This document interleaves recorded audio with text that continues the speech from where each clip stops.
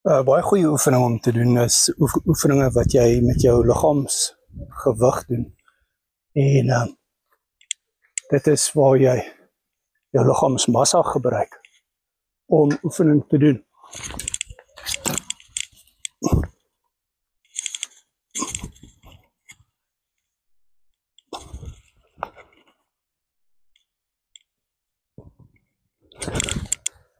En jou liggaamsmassa is natuurlik altyd met jou.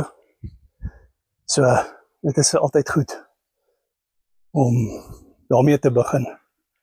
Weerstandsoefeninge.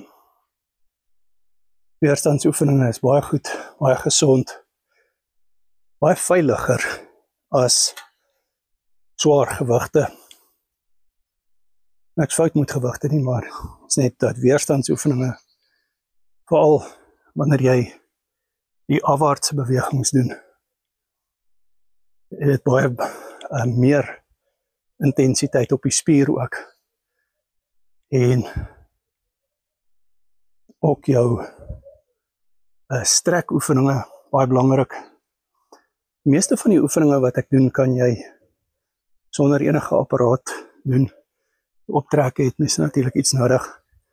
Maar die ander oefeninge wat ek nou gewys het vanoggend, byvoorbeeld kan jy met 3 stoele doen. En jy kan dit ook, meeste van dit, soos die opstote, kan jy eenvoudig op plat oppervlakte doen. Kan jy nog nie 'n gewone push-up doen eers nie.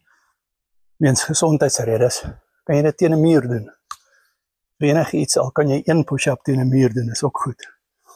Jy moet jouself nooit vergelyk met ander mense nie. As mense wat baie meer gevorderd is as ek natuurlik. Maar ek vergelyk my nie met ander mense nie. Hoekom nie? Jy moet identifiseer met ander mense. Moenie jouself vergelyk met ander mense nie. So op die mindset bootcamps kan jy praat met coaching vriende wat baie meer gevorderd is as ek in die gym. Waar hulle is en dit coaching vriende wat uit 'n liggaamsbou agtergrond kom. En jy kan met hulle praat op die Carnivore en Keto War coaching bootcamps, mindset bootcamps, elke donderdag. En dis donderdag 10:00 wat nou kom. En dan ook die week daarna, is dit weer 6:00 in die aand. 1 keer 'n maand het ons 'n mindset recap bootcamp wat plaasvind op 'n Sondag. En die herhalende